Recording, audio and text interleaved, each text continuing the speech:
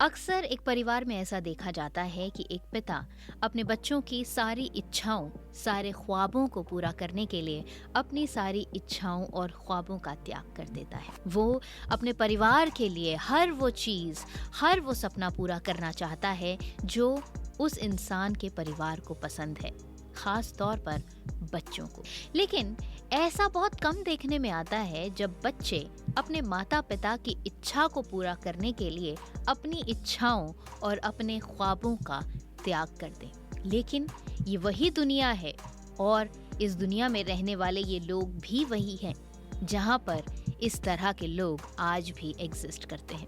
चलिए बढ़ते हैं आज की इस खास स्पेशल स्टोरी की तरफ। बैंगलोर की अय्यर इडली दुकान का नाम अगर आपने नहीं सुना है तो आज के बाद आप इस दुकान का नाम और इस दुकान को चलाने वाले कृष्णन महादेवन को भी जान जाएंगे। बैंगलोर की ये दुकान हर महीने हजारों इडलियां बेचती है। ये इडली चावल और उड़द की दाल के एक खास बैटर से बनती है और इसे चलाने वाले कृष्णन महादेवन की कहानी भी बेहद खास है। कृष्णन महादेवन की इस दुकान की इडली दूर दूर तक मशहूर है, लेकिन इसके साथ ही कृष्णन महादेवन की कहानी भी लोगों को काफी पसंद है। साल 2020 में जब कृष्णन महादेवन 29 साल के थे, तब उन्होंने दुनिया की सबसे बड़ी और पुरानी इन्वेस्टमेंट बैंकिंग फर्म्स में से एक गोल्डमैन सैक्स में अपनी एक बेहद बढ़िया नौकरी को छोड़ने का फैसला लिया। उस समय उनके दोस्तों को भी बेहद हैरानी हुई कि कृष्णन एक ऐसी जॉब को छोड़ने का विचार बना रहे हैं जिस नौकरी को पाने के लिए लोग हजारों साल कोशिशें करते हैं, सपने देखते हैं, ख्वाब बुनते हैं। लेकिन कृष्णन आमादा थे अपनी इस जॉब को छोड़ने के लिए। क्या था कारण? चलिए बताते हैं। साल 2001 में कृष्णन के पिता महादेवन ने अय्यर इडली नाम की एक दुकान खोली थी। यहाँ से वो गर्मा गर्म इडली बेचा करते थे और कुछ समय बाद उनकी ये गर्मा गर्म इडलियां मशहूर भी हो गईं। लेकिन इतनी मशहूर नहीं हुई कि उससे उन्हें इतना ज्यादा मुनाफा हो कि जीवन की सारी तमन्नाएं पूरी हो जाएं। ये बात और है कि लगभग 2 दशकों में अय्यर इडली के नाम से मशहूर ये दुकान लगभग हर किसी को पसंद आ गई और ऐसे में कृष्णन महादेवन ने भी अपने पुश्तैनी कारोबार को संभालने के लिए नौकरी छोड़ने का मन बना लिया।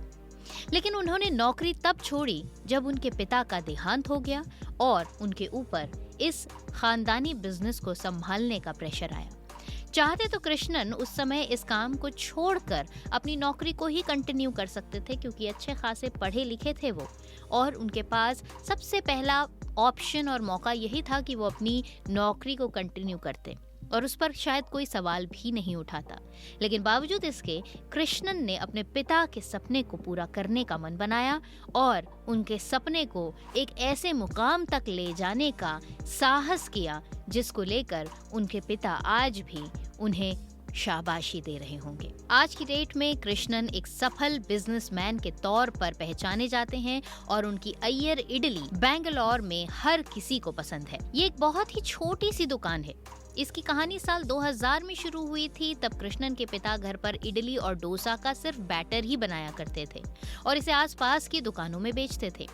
1 साल तक बैटर बेचने के बाद जब लोगों ने उनको ये एडवाइस किया कि उनका बैटर इतना जबरदस्त है कि अगर वो खुद उसकी इडली बनाकर बेचना शुरू करेंगे तो सारा मुनाफा उन्हीं को मिलेगा, लिहाजा उन्होंने ये प्लान किया कि अब वो इडली का बैटर दूसरों को बेचने की बजाय अपनी खुद की एक इडली की दुकान खोलेंगे। लिहाजा साल 2001 में उन्होंने एक छोटी सी दुकान के तौर पर अय्यर इडली की शुरुआत की और लगभग 19 सालों तक सिर्फ नारियल की चटनी के साथ ही अपनी इडली बेची। आज की डेट में वो छोटी सी दुकान अपनी बेहद टेस्टी इडली के लिए जानी जाती है। आज की डेट में अय्यर इडली से हर महीने 50,000 से भी ज्यादा इडली की बिक्री होती है। बैंगलोर जैसी हैपनिंग जगह जहाँ पर हर जगह खूब चहल पहल है और खाने पीने की दुकानों, ढाबों और रेस्टोरेंट्स की कहीं कोई कमी नहीं है, उसके बावजूद भी अय्यर इडली जो कि एक छोटी सी 20 फुट बाय 10 फुट की दुकान है, वहां से जब इडली लोगों के लिए निकलनी शुरू होती है तो लोग वहां पर लाइन लगाए खड़े रहते हैं। ये अय्यर इडली की क्वालिटी ही है कि जिसकी वजह से एक छोटी सी दुकान होने के बावजूद भी लोग उनकी इडली को उस छोटी सी दुकान से आकर ले जाते हैं और बड़े बड़े रेस्टोरेंट से मुंह फेर लेते हैं। किसी जमाने में सिर्फ इडली से शुरुआत हुए इस इनिशिएटिव में आज मेन्यू बड़ा हो चुका है और इसमें इडली के अलावा वड़ा, केसरी भात, मिक्स्ड वेज और मसालों से बना खारा भात भी मेन्यू में शामिल हो चुका है। किसी जमाने में जो कारोबार उनके पिता ने 5 लोगों के परिवार का पेट पालने के लिए शुरू किया था, आज की डेट में ये कारोबार इतना बड़ा हो चुका है कि जिसकी कल्पना करना भी मुश्किल है। साल 2001 में जब इस दुकान की शुरुआत हुई थी तो यहाँ पर 1.5 रुपए प्रति पीस के हिसाब से इडली मिला करती थी। उस जमाने में 100 से 150 इडली बेचना भी बहुत बड़ी बात थी, लेकिन आज की डेट में जब यहाँ से 50,000 से भी ज्यादा इडलियाँ हर महीने बिकती हैं, तो ऐसे में ये अंदाजा लगाया जा सकता है कि ये बिजनेस कितना बड़ा हो चुका है।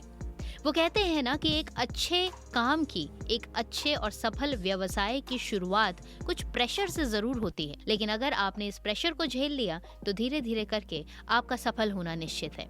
कुछ ऐसा ही इस रेस्टोरेंट या फिर इस छोटी सी दुकान के मालिक के साथ भी हुआ, क्योंकि इनके ऊपर इस दुकान का बोझ आया ही तब जब इनके पिता का स्वर्गवास हो गया।